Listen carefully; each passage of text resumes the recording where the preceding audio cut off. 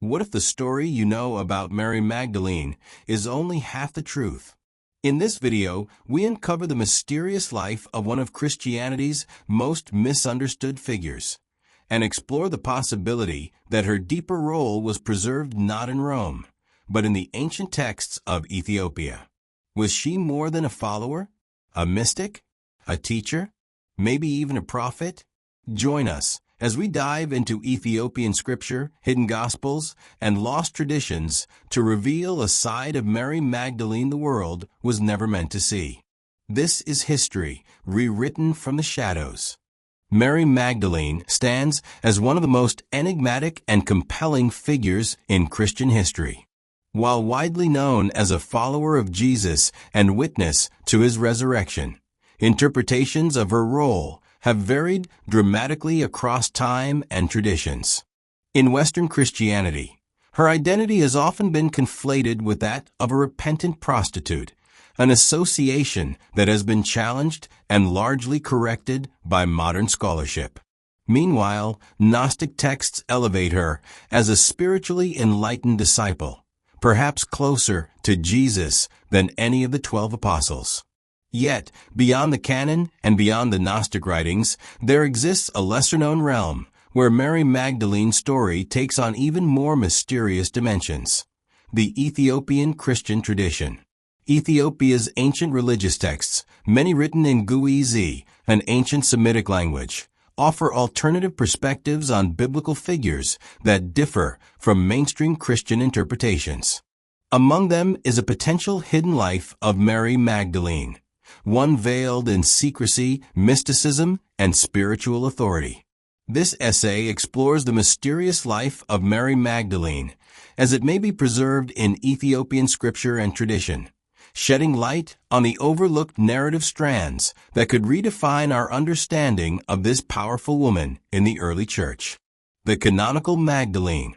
In the New Testament, Mary Magdalene is first mentioned as a woman from whom 7 demons had gone out. Luke 8 verse 2. She becomes a devoted follower of Jesus, supporting his ministry financially and spiritually. Notably, she is present at the crucifixion and is the first to witness the resurrection, making her, in the words of some theologians, the apostle to the apostles. Despite these honors, Western Christianity, for centuries, painted her as a repentant prostitute, largely due to Pope Gregory I's 6th century sermon that conflated her with a sinful woman in Luke 7. This interpretation minimized her importance as a disciple and teacher, casting her instead in a role of shame and redemption.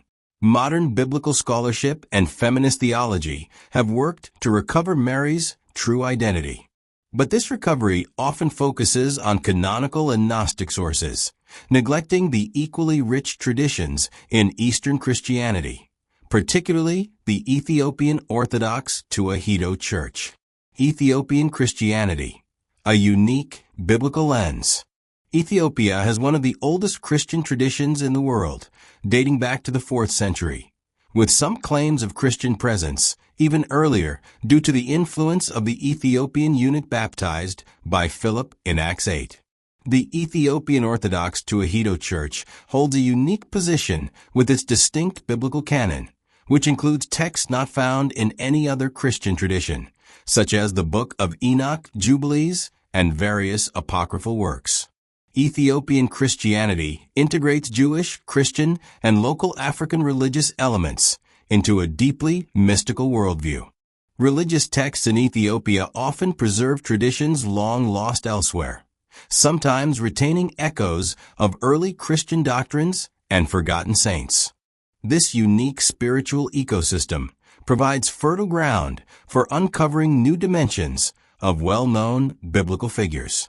And Mary Magdalene, a woman shrouded in both reverence and mystery, finds a subtle yet powerful presence in this context. The Magdalene in Ethiopian scriptures and traditions. There is no single Ethiopian text that offers a full biography of Mary Magdalene akin to what one finds for saints in European hagiography. However, when we piece together references from various sources, liturgical texts, oral traditions, apocryphal scriptures, and ecclesiastical commentaries, a mosaic begins to emerge. Her presence in the Gospel of the 12 Apostles, Ethiopic version. One Ethiopian apocryphal gospel known as the Gospel of the 12 Apostles, distinct from other Gnostic works by similar names, includes interactions with Jesus after the resurrection, in which Mary Magdalene plays a key role. In these passages, she is presented not as a weeping woman, but as a witness and theological interlocutor. Her dialogue with the resurrected Christ is intimate, suggesting a deep spiritual understanding rather than emotional despair. In some interpretations of the text, she is seen as a visionary, receiving hidden knowledge and tasked with preserving secret teachings. This depiction resonates with the Gnostic Gospel of Mary, but with a unique Ethiopian flavor. Mary becomes not just a disciple, but a bearer of sacred mysteries, in line with Ethiopian reverence for hidden knowledge, Mysterion. The Kebra Nagast, echoes of feminine wisdom. While Mary Magdalene is not explicitly named in the Kebra Nagast, the national epic of Ethiopia, some scholars speculate that the themes surrounding the Queen of Sheba and her spiritual encounter with Solomon mirror those attributed to Mary Magdalene's relationship with Jesus in mystic texts. The Queen of Sheba in Ethiopian tradition is not just a monarch, but a seeker of divine wisdom, a type of sacred feminine archetype. Some Ethiopian monastic teachings subtly link Mary Magdalene to this archetype, suggesting that she too embodies divine wisdom, Hokmah, much like Sophia in the Gnostic worldview. These connections are not overt, but present in sermons, commentaries, and oral teachings passed down through monasteries, liturgical commemorations, and oral hymns. Mary Magdalene holds a place in the Ethiopian liturgical calendar, celebrated on 22 Hamel, July 29th, which aligns roughly with the Western feast day of July 22nd. During this time, priests chant hymns praising her faithfulness and courage. In these hymns, preserved in oral tradition and monastic chant books, she is described as a pillar of faith, lamp of the resurrection, and even vessel of hidden wisdom. These titles suggest that in Ethiopia, Mary Magdalene is remembered not for her sins, but for her insight and spiritual authority. In one rarely transcribed hymn, she is called Wies Elam Meskel, or Flower of the World's Cross, a poetic designation that connects her intimately with the redemptive power of Christ's death and resurrection. Monastic teachings and hidden gospels. Ethiopian monasteries, especially those in remote regions like Tanakirkos and Debrademo, are known to possess manuscripts not yet fully translated into Western languages. Some monastic elders have spoken of gospels or commentaries that expand on the lives of women disciples, including Mary Magdalene. One such text, tentatively titled the Gospel of Miriam, is reportedly a commentary that recounts the post-resurrection missions of Mary Magdalene and other women. Though not yet widely published, references from scholars who have visited these monasteries suggest that the text portrays Mary as traveling southward, possibly even toward Nubia or ancient Aksum, modern Ethiopia, to preach the gospel. Could this be why her life echoes so profoundly in Ethiopian tradition? Did Mary Magdalene journey to Africa after the resurrection, continuing the work she began in Palestine? Though speculative, such a theory aligns with the Ethiopian Church's strong sense of connection to early apostolic movements. Magdalene as mystic and healer. In Ethiopia's Christian worldview, saints are not just historical figures, but living spiritual presences. Mary Magdalene in this context is often invoked as a healer and protector against spiritual affliction. This stands in stark contrast to the demon-possessed woman of Western misinterpretation. In folk prayers and healing rituals, Mary is sometimes appealed to in cases of spiritual warfare, invoked as one who overcame the forces of darkness, through divine grace. This aligns with the story of her being freed from 7 demons, but in the Ethiopian lens, it becomes a source of empowerment rather than shame. Moreover, in mystical theology, numbers hold symbolic meaning. The 7 demons may be interpreted as trials or spiritual levels overcome by Mary, placing her among ascetics and visionaries who passed through the fires of purification, challenging and enriching the narrative.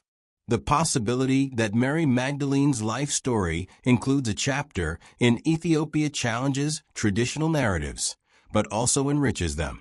It suggests that her legacy was not confined to the Mediterranean world, but extended into Africa, where her memory was preserved with reverence and spiritual depth. The Ethiopian portrayal of Mary Magdalene restores her to a place of theological dignity, presenting her not as a cautionary tale, but as a model of spiritual insight, courage, and leadership. Whether through hidden gospels, hymns, or mystical reflections, she emerges as a woman who carried the light of Christ into uncharted lands and hearts. The story of Mary Magdalene is not finished. Like the woman herself, it defies containment and thrives in the margins, be it in Gnostic scrolls buried in the Egyptian desert or in the ancient chants of Ethiopian monasteries. While Western Christianity has only recently begun to reclaim her true identity, Ethiopian tradition may have preserved her deeper mystery all along. Was Mary Magdalene's life hidden in Ethiopian scripture? Perhaps not in explicit biographies, but in liturgies, apocrypha, oral traditions, and sacred imagination, her spirit lingers, bearing witness to a Christianity that values hidden wisdom, sacred femininity, and the boundless reach of divine grace. By examining these lesser-known traditions, we do more than recover lost stories.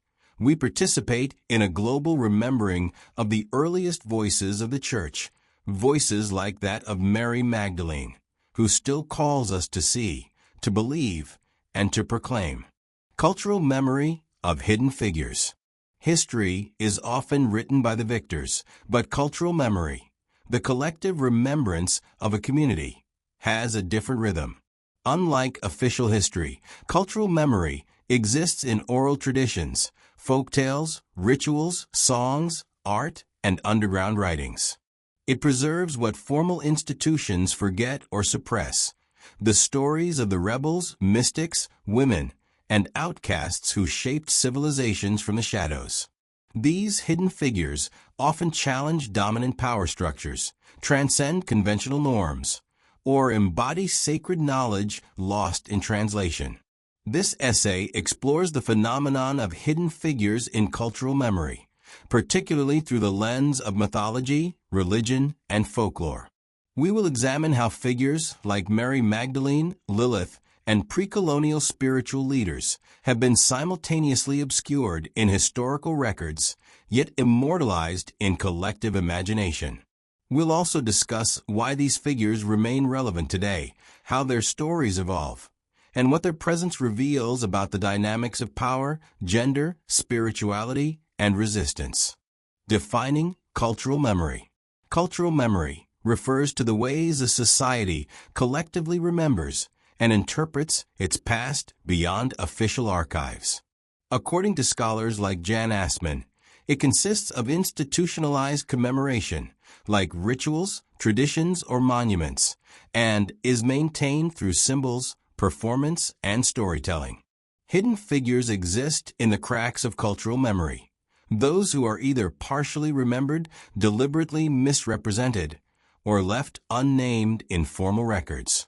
They often survive not through documentation, but through ritual, folklore, esoteric texts, or reinterpretations passed down through generations. The mechanisms of erasure. 1. Political power and canonization. Many hidden figures disappear because their stories threaten dominant ideologies. Canonization.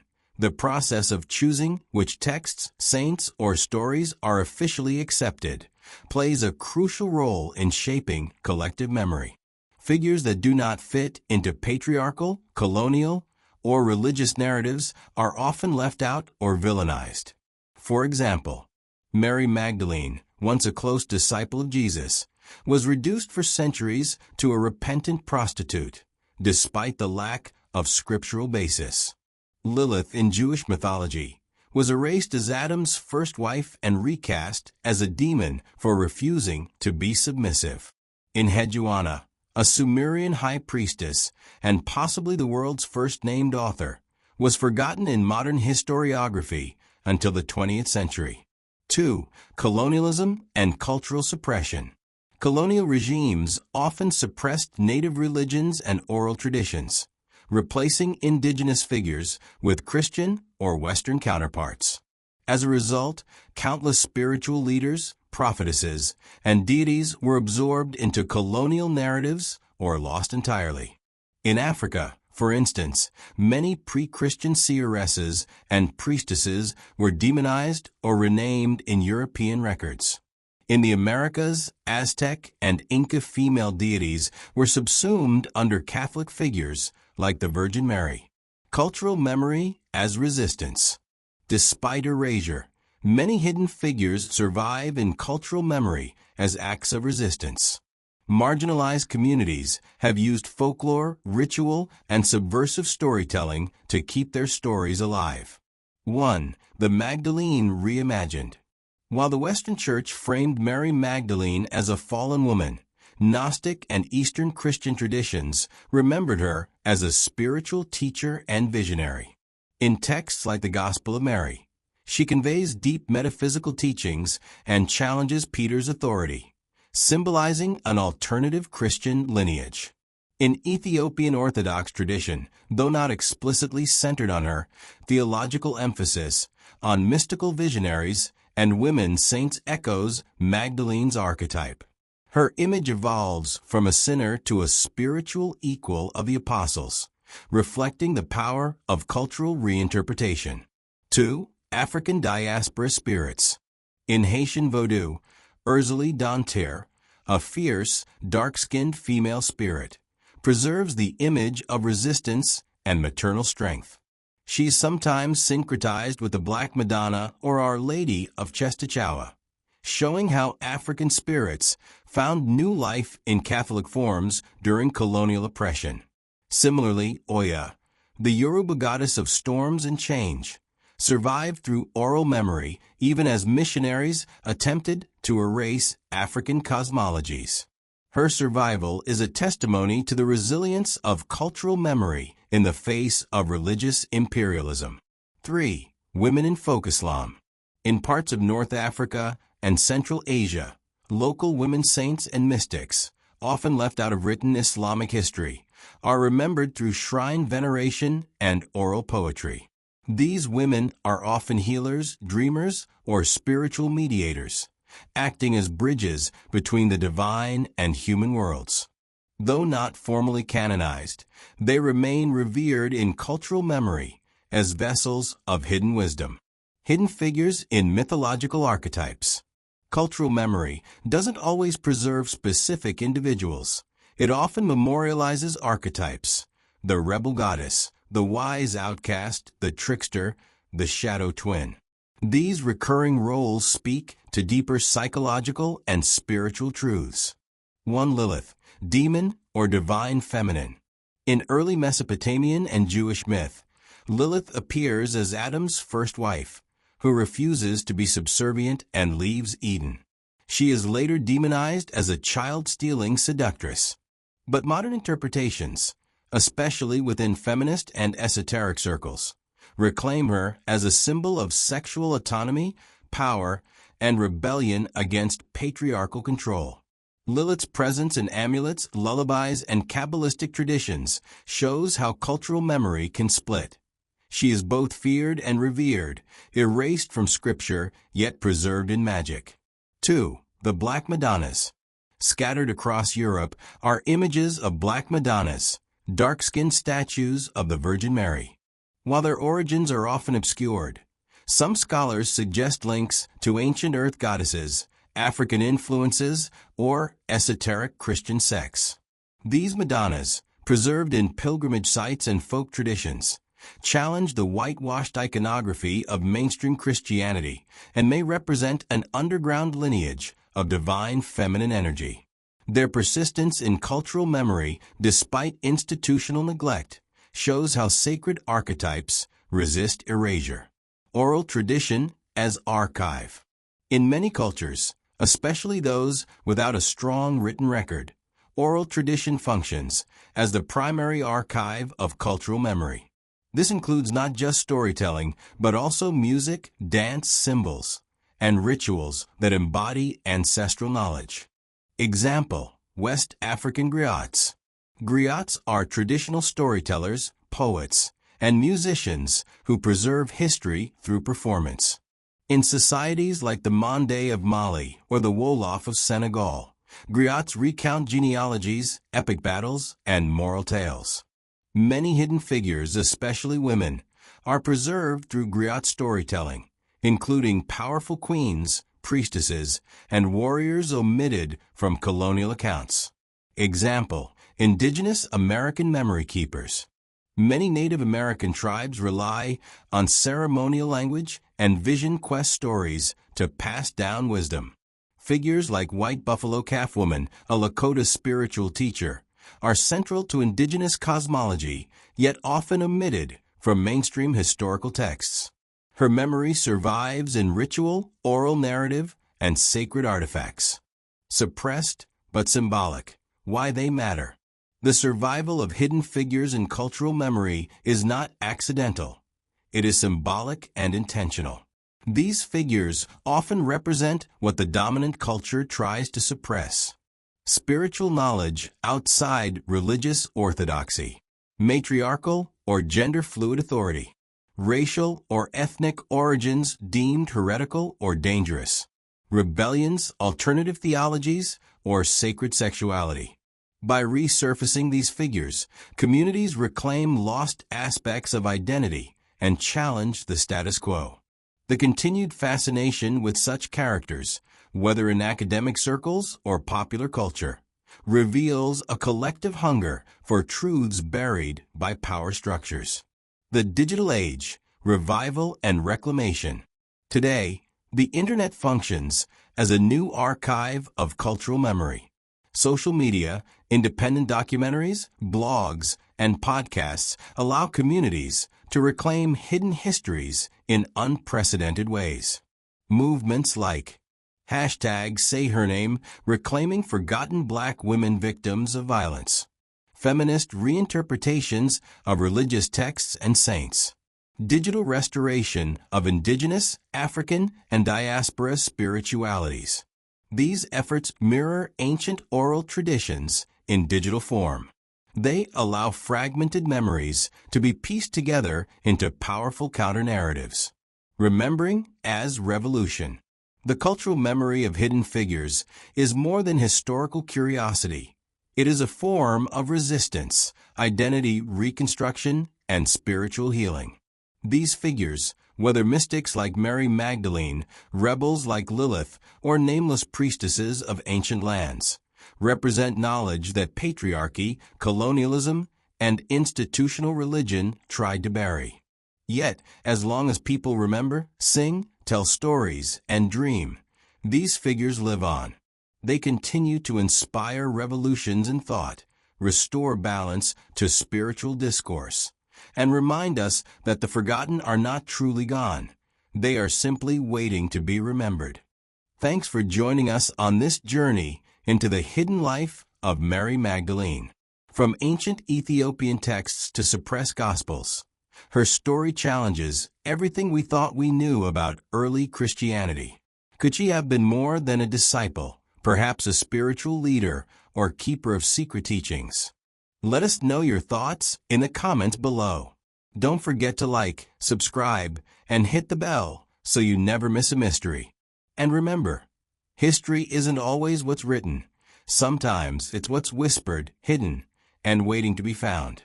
Until next time, stay curious and keep digging deeper.